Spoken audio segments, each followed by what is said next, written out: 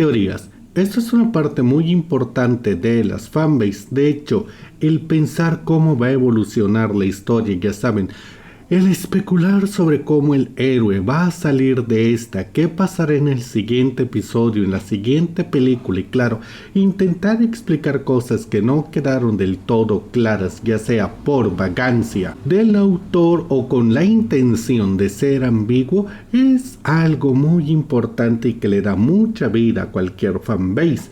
De vez en cuando, bueno, los fans se la rifan y hacen teorías increíbles que de hecho son ciertas y eso es lo que pasa, aunque claro a veces lo ponen muy fácil, pero bueno, ahora vamos a ver algunas teorías de fans en diversos medios que terminaron siendo ciertas. Así que comencemos el video así que sin más preámbulos, así que vayamos al video, no sin antes recordarte que dejes un comentario para el algoritmo, esperes hasta el final para ganarte un corazoncito y ahora sí, comencemos.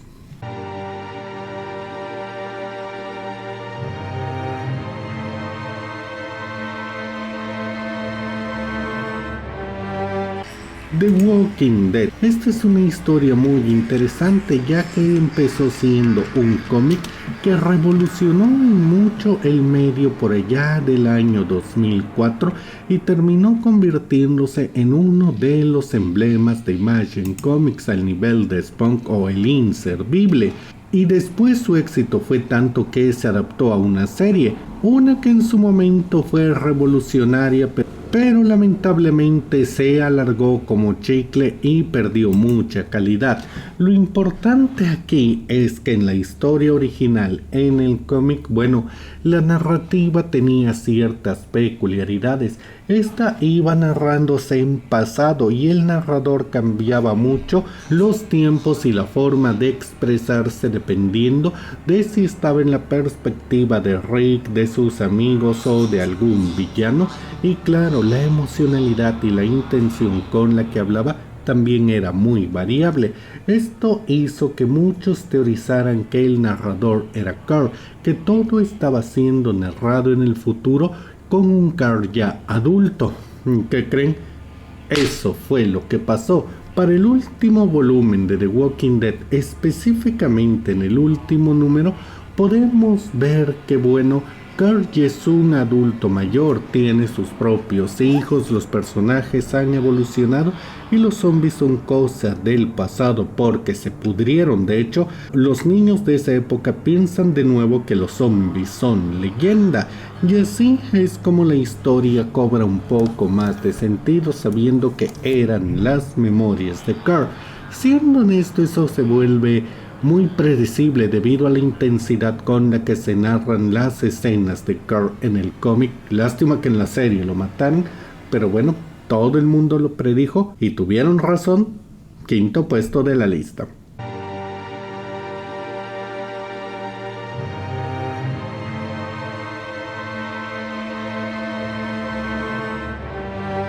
Hora de Aventura.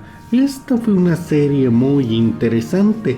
Al principio parecía ser una serie de fantasía bastante fumada, pero sin mucho contexto, solo, ya saben, mandar a un par de amigos a las aventuras más guajiras basadas en los cuentos de hadas y la fantasía más clásica, nada más complejo que eso.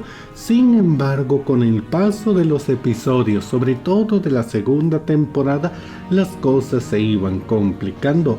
Desde el principio vimos objetos que hacían referencia al mundo humano del presente, sin embargo, todos pensamos que bueno, era simple estética, pero no, con el paso del tiempo se fueron viendo más y más elementos de nuestro mundo, al punto que todos pensaron y teorizaron posteriormente que Hora de Aventura era una especie de mundo en el futuro, y esto se volvió más coherente cuando se empezó a hablar más y más de la guerra de los champiñones, ya que todos entendieron que esto era una referencia a una guerra nuclear. Y sí, el mundo de Hora de Aventura, conforme avanzó, empezó a volverse muy oscuro, creepy y todavía más fumado de lo que ya era. Y sí, este era un mundo post-apocalíptico. Todo había empezado a raíz de una guerra nuclear. Los personajes que veíamos eran todos mutantes nacidos a raíz de una guerra nuclear. A la Tierra le hacía falta un pedazo. Y bueno, todos los que desde el principio pensaron que este mundo alegre era solo una pequeña capa de dulce sobre una larga letanía de mierda, le acertaron. Y de hecho hay muchas teorías aquí de cómo iba evolucionando la historia, y vaya que podría hacerse un video entero, pero por ahora la principal le doy el cuarto puesto de la lista.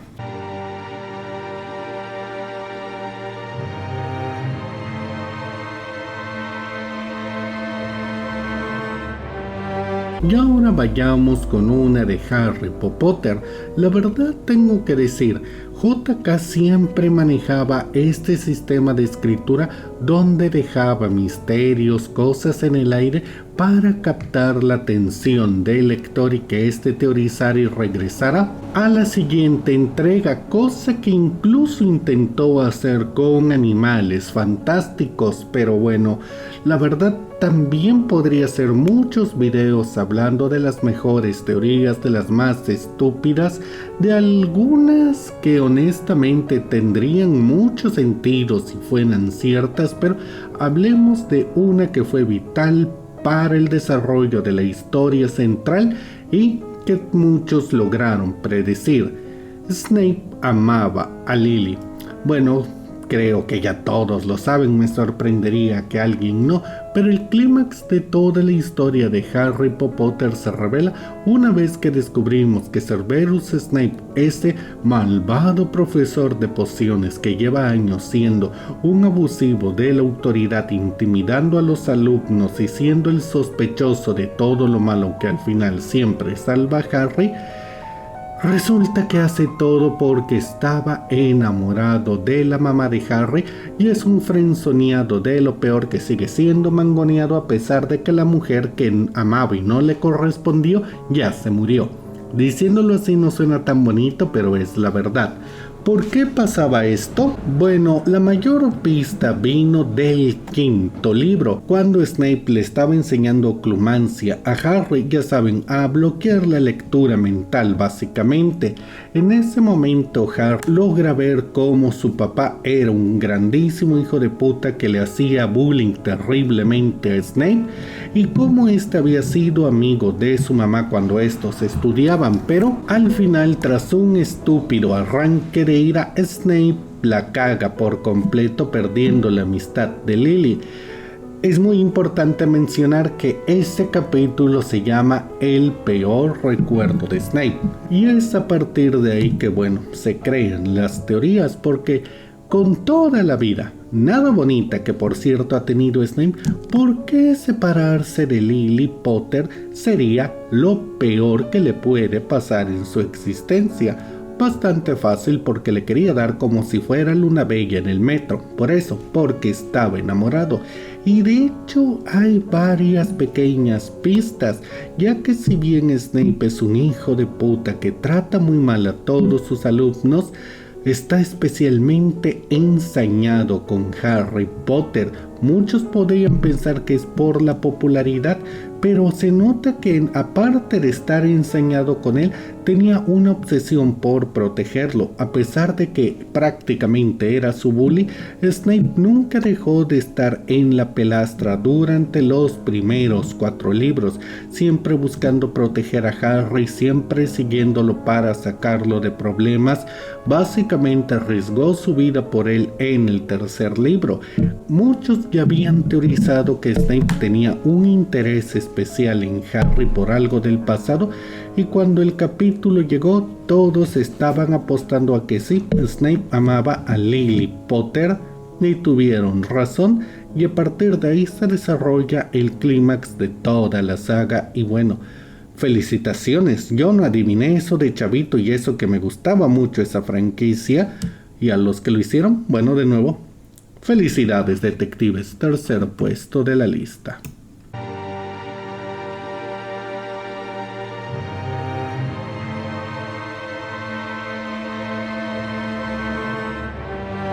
Y ahora vamos con una bastante nefasta venida del mundo de Star Wars. Cuando la trilogía moderna, la de Rey Palpatine, salió, muchos se preguntaban de dónde diablos había salido esa chatarrera que se convertía en la definición hecha y derecha de una Mary Sue.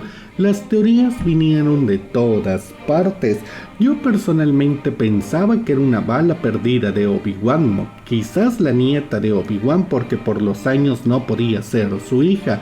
Y bueno, ahí tengo entendido que el fanbase se puso de cabeza. Hubo los que pensaron que quizás ella también había nacido por voluntad de la fuerza, la teorizaron como la posible hija de una decena de Jedis.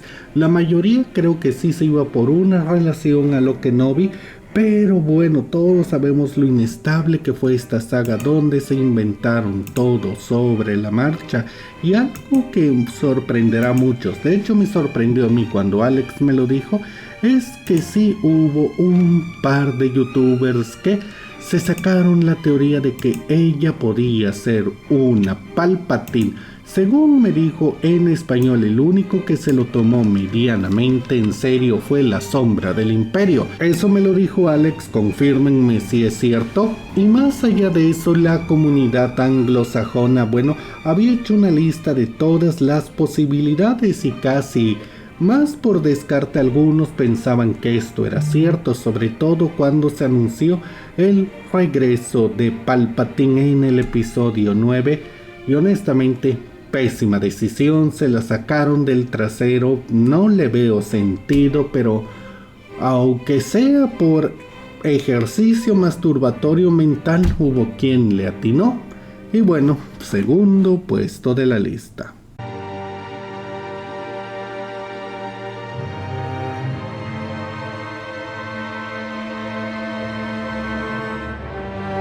Gravity Falls, esta es una serie que me encanta. Lo único malo que le encuentro a Gravity Falls realmente es que bueno, solo haya tenido 2 temporadas. La serie aguantaba para cuando mínimo unas 3 sin perder calidad. Y lo único que de verdad lamento es no poder haberla visto desde el principio. Y miren, esta serie era magnífica por su misterio, por su intriga, por todos esos giros de tuerca que haría que Los Expedientes X pareciera una serie para niños. Y irónico que diga eso, ¿no? Pero de toda la larga lista de teorías fumadas, ideas, vuelcas de tuerca y demás, de la cual podría estar hablando por horas y horas y horas, la más importante era el autor de los diarios, Stanford. Verán, desde el principio se nota que hay algo malo con el tío Stan.